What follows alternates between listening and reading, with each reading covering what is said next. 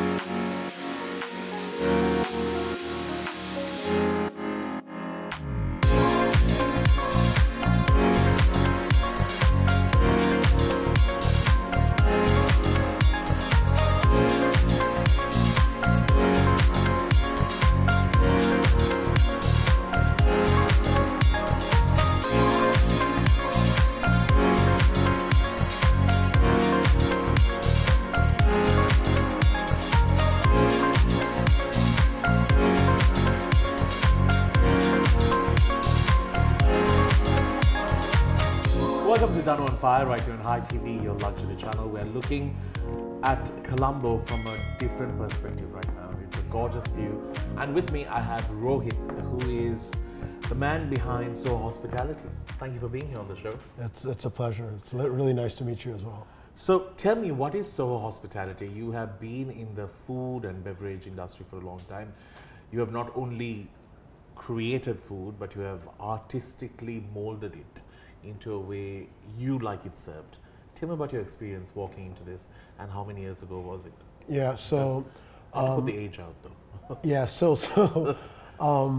I never worked in hospitality. Okay. I worked in different industries. I failed twice. I'm a serial entrepreneur. Oh, super. and the third time I struck it right, and it was in this industry.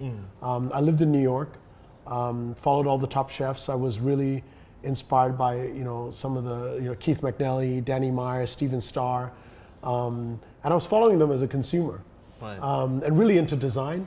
Loved the work of Philippe Starck, Ian Schrager, but not really knowing that I would get into the industry. But I was kind of filling my cup with all of these experiences. Knowledge, yeah. And did you like to eat? From my family. Yeah. Growing up in Thailand, I'm a Thai citizen. Yeah. It's a Bangkok's a food capital of the world. Yeah. Definitely always been exploring food wise. But after my second entrepreneurial stint that didn't work out, I was in Thailand. My father wanted to build a hotel. I said I would undertake it. And then 2 years later, I put my first restaurant there. But prior to that, I had started a design firm. I'd invested in a design firm, Right. but I didn't know how to design. And I was doing business development, but watching my partner, who was a designer, design. Right. When we split up, the hotel was built. I didn't know what to do. My father was upset at me. He's like, you don't have a business again. And I said, I'm going to start my own design business. So that's how it really started. Right. I started Soho Hospitality as a design business. Then I opened my first restaurant called Above 11, Right. which was at the rooftop of my father's hotel. That sort of incorporated the elements of design and food being served in a designed way. Yeah, so that's first was the design agency, then was the restaurants, then I opened more restaurants. And today, 15 years later, I have an end-to-end hospitality experiential platform. I have an experience transformation agency where I transform restaurant experiences all over the world. Right. I do that in Asia, Middle East, and Europe. And then I've got a digital marketing agency called Soho, where I'm amplifying after I transform. And then the third part is the operations, where I own and operate 6 restaurant brands. that's originated all in Thailand. And then organically, they're traveling all over the world, including here in Colombo, Sri Lanka. Yeah. So you have sort of moved out internationally to Dubai and Sri Lanka. These are your first two picks. Actually, we first opened in Dubai. We have Above 11 in Dubai. Yeah. We've signed 2 deals at the Red Sea development in Saudi Arabia, the largest luxury development in the world. In fact, that will be charcoal as well as another of our brands. It's a bar brand called Havana Social. We've opened Above 11 in Phnom Penh, Cambodia. And then we have 2 deals that have been signed in Sri Lanka, one of which is charcoal. Brilliant.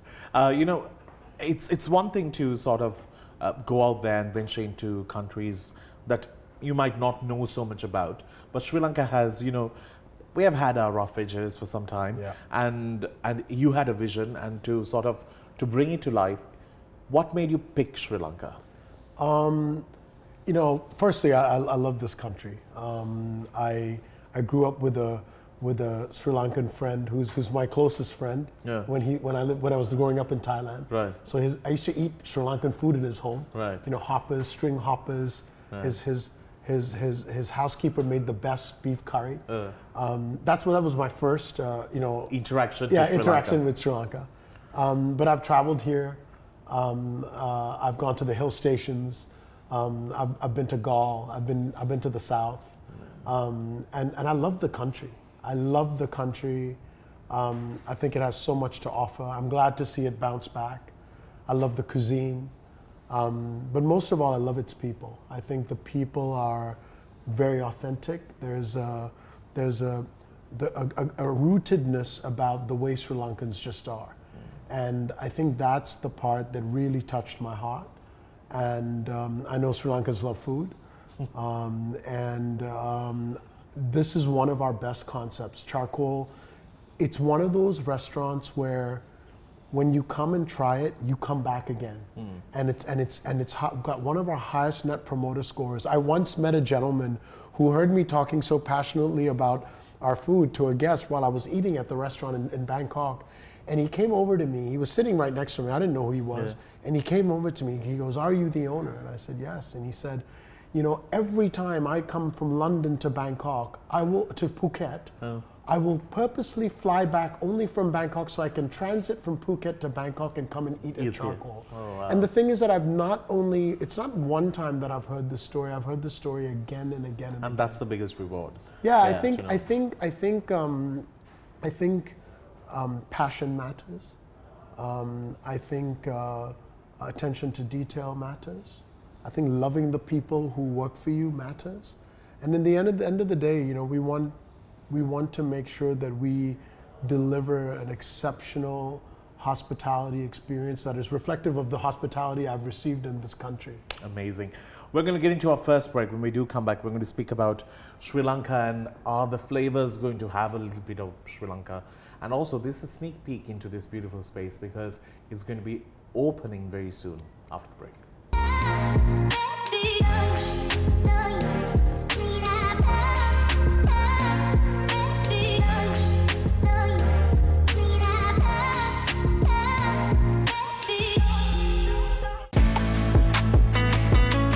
Thanks to our friends at British Cosmetics for joining us on Danu Fire. You can now fall in love with the way you look and enjoy the products that you use because British Cosmetics has gone out there and done their research and found products that really does work with us. From makeup to skincare, they have it all under one roof. Do visit them for more details. Thank you for joining us on Danu on Fire. I just say it.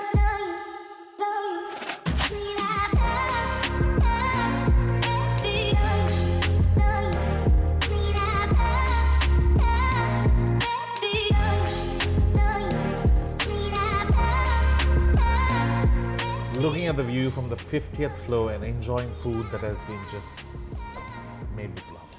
Now, Rohit, I really want to ask you, what's the story behind this restaurant? Why? When is it opening? And tell me about the concept and the thinking behind it. Yeah. So I wanted to change Indian dining. I felt Indian dining was boring. I hated going to Indian restaurants. I felt that they weren't social, they weren't lifestyle oriented.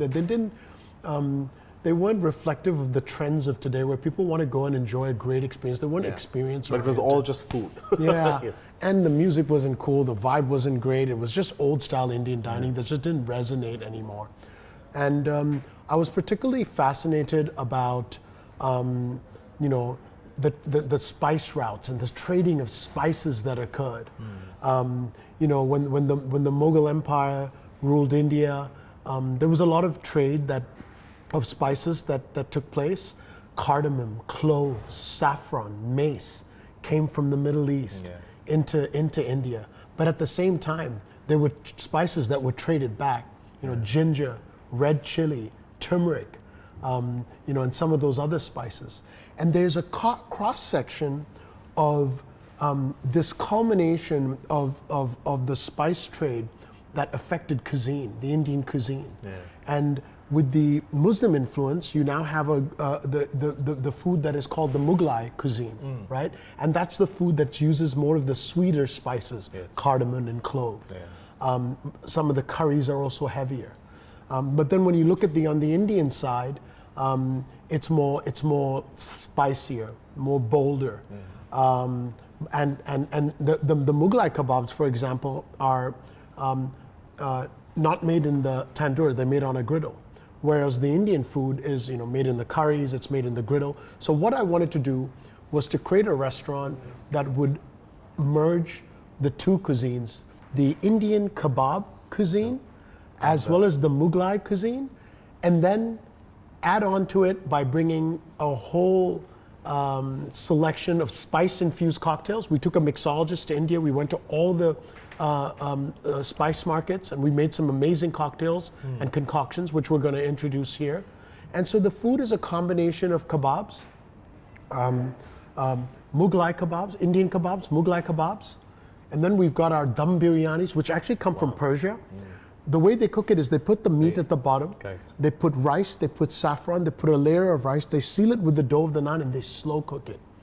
And so, it's very different from the masala-heavy Indian biryanis. And then because we're localizing things and we're in Sri Lanka, and Sri Lanka is known for liking curries, we do have a selection of curries as well. But it's really that. And then on top of it, the music, the vibe, the entertainment, that's what's going to make it, something really different for the city. You just wanted to sort of give it served on what it is like to dine in 2026.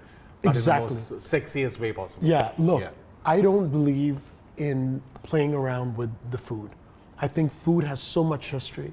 I think food is beautiful in its own original flavors, but what we're doing, enhancing it in terms of plating, right? Adding the cocktails. Even our desserts are Indian inspired, but they may not be Indian. But the food itself, when you come and eat our food, it is delivered in its original flavor profiles, but the presentation is going to be cool. Yeah, and also, talking about these spices, how they were traded between these countries. Sri Lanka was in the most iconic place. Exactly. It was called the Natural Harbour for a reason, because we were the place where it all either came in, where we distributed, and it's just amazing how all these countries have the same palate, and it just either increases or decreases a little bit here and there. And it's amazing, it's like finding your way back to home in some way. And this culinary journey for you, you would have met all sorts of people. And when you go and open restaurants, or when you sort of speak with your food, what has been the biggest compliment that you get? Wow. I think the biggest compliment I've ever gotten is when somebody comes to my restaurant and they feel that entire immersive experience and they understand it.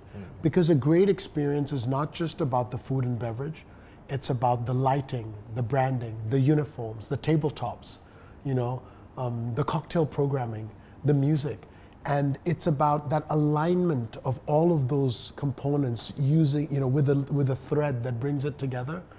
And when a customer, actually immerses themselves in that and they get it, and they're able to kind of describe why they get it, and it's backed by all the programming and hard work that we did, then I think that is the biggest compliment for us. Spoke like a true designer. But you know, this place where I am seated right now will be opening doors very soon. We just look at the Nelum Kulana from where I am seated right now. I'm just imagining what a view this will be in the night. Breathtaking spot to come and dine, indulge, fall in love with food or with the person, whatever it is. There's so much to do here. Let's go back to why Sri Lanka. Apart from the fact that you picked it, it's not easy, especially finding staff who will understand the type of work that you do and the type of flavor profile that you have and the type of service that you are used to. How has it been, and have you been finding the best? I mean, every project, I'm opening in 6 countries, so every project has its unique set of challenges. I think the issue, when it relates to Sri Lanka, I think the one thing we have to understand that Sri Lanka is a value for money proposition. We need to make sure we deliver value for money. I think it's difficult to find good resources, but I think that's happening everywhere. I think the key is to identify the right resources for the place. We've done it many times. I think it's a small market. I believe that the tourism market is also growing.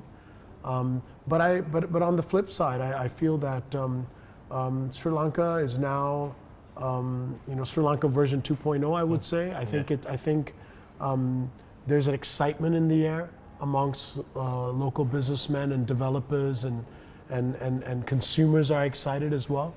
And I think that that's kind of the excitement that we're kind of the bandwagon that we're jumping on top of. And lastly, I've been friends with the investors for a long time. Right. We've known each other in the hospitality circles. Right. And they've been huge fans of charcoal. And when I came up here and I saw the space and I saw what we could make of it and the potential, that's what got me excited about coming here. Brilliant. We're going to take a break. When we do come back, we're going to speak more. This chicken here has gone to the flame twice over for a reason. The science behind it, he knows. So I just need to dig into that. We'll see you after the break.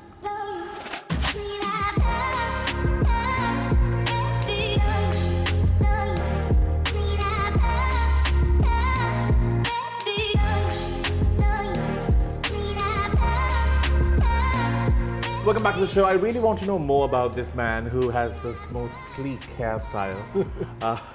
So that's a part of the job. You save a lot of resources when it comes to wearing a headgear. It was one of those things where you have hair everywhere, but not where it's supposed to be. Yeah, that's true. See, that's a lot of information that we share. So tell me about you, apart from the fact that you came from design to this, what do you do at your free time? Yeah. Who made you think, you should go out and open more restaurants and suffocate your life a little bit more? Who gave you these ideas? I come from a family of entrepreneurs. Right. It's in your DNA. I feel it's in my blood. As a child, even as I started my own ventures and they failed, I always inherently felt that I would do something and make a difference, something big. Brilliant. In my own way and make a difference. I think there was also an expectation. It's that Indian family only son expectation that you need to. You are that. I'm that. I am that. That you coming from a family that's successful, a lot of expectations from the father. And are you the eldest? I'm the youngest. Oh, that's worse. Yeah, I would say maybe worse. That's worse. So there was that, but the passion has always been there. I love what I do. My philosophy is really about being better today than we were yesterday. Right. So I'm always looking for, whether we're making progress in terms of a centimeter or an inch, I'm always looking for making progress. And my philosophy is that we need to be the best that we can be, right? We need to strive to be the best that we can be. The people will tell us whether we're the best. We can't say that ourselves. That's for people to critique us, but we have to be the best version that we are. That's kind of my philosophy, and I love what I do. Can you cook? I do. I used to love a certain Thai dishes when I went to university in New York, and I didn't know how to make them. So my mother taught me how to make a few of my favorite dishes, and that's where I started cooking. So I do love Thai to cook. dishes that you learned from your mum. Yeah, because that was the you know, although I'm Indian roots, I'm a Thai citizen. Yeah. I live in Thailand. I eat more Thai food than Indian food because it's lighter. What's the strangest thing that you have? I should reword that. What's the strangest thing you've eaten? I wanted to say something else. Because in Thailand, there's a lot of street food. What's the strangest thing that I've eaten? You know, I own a Japanese restaurant, and Japanese people, they eat heart, they eat gizzard, they eat liver. So I eat everything as long as I'll try Any everything insects? once. No. Well, the Thais eat insects, but so do the Mexicans. Yeah, true. And I've eaten insects in Mexico, but I Not won't in eat it Thailand. in Thailand because I'm concerned about the pesticides and the way in which it was killed. And I don't want to. Yeah, I don't want that toxic contamination. right. That's why I'm a bit wary. Now you I tell see me. it on the streets. Yeah. But I won't try it because of that. I would try it, but I would try it in other instances. I'm ready to eat anything. Right. But you know, you make a good Thai sticky rice. I'll be here every day with mango. I'll tell you what. I mean, it's not. This is an Indian restaurant. I know, true. But Just have one little Thai I would do corner. it as a dish for you. I would do it as a special. Thank you. It's my favorite. Oh, it's a Foot fantastic. massage in Thailand with Thai sticky rice with mango.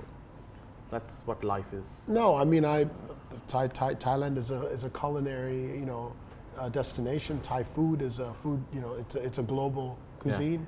100%. So, there's so many great, ingredients and recipes that come from the country. And in terms of the expectation of this launch, tell me about this venue, this place. Why did you sort of pick this? I didn't necessarily pick this place. This was the place that was offered to us. Oh, right, okay. And anytime a place is offered to us, we do an entire, due diligence on the site to make sure that it aligns with our expectations. And the first thing that struck me when I was up here on the 50th floor was the views. Yeah, true. I mean, the views here are fantastic. I could see having some great brunches on Saturday and Sunday where people are coming here with their families, and then as the sun sets, it's it's a beautiful skyline, and then the dining experience when you see the skylights and the views from here of the city at night. I think it's equally spectacular, and so I think the site is always really, really important. True. And I don't think we could have found a better site. Amazing. Well, you can follow his journey and the making of this place on all the social handles. And at the same time, doors will be open very soon for you to come and enjoy a nice, wholesome meal with stories that come from many parts of the world. And the flavor profiles will take you down that memory, like the journey that will give you all those wonderful memories. On that note, we're going to wrap things up. Thank you for coming to Sri Lanka. Thank you. It's for really, looking really, at yeah. us Thank as you a- so much. It was a pleasure. Waiting to see it open. I'll be here once again for that mango sticky rice. Just one little corner. On the note, we need to wrap things up. We will see you soon. Till then, keep smiling.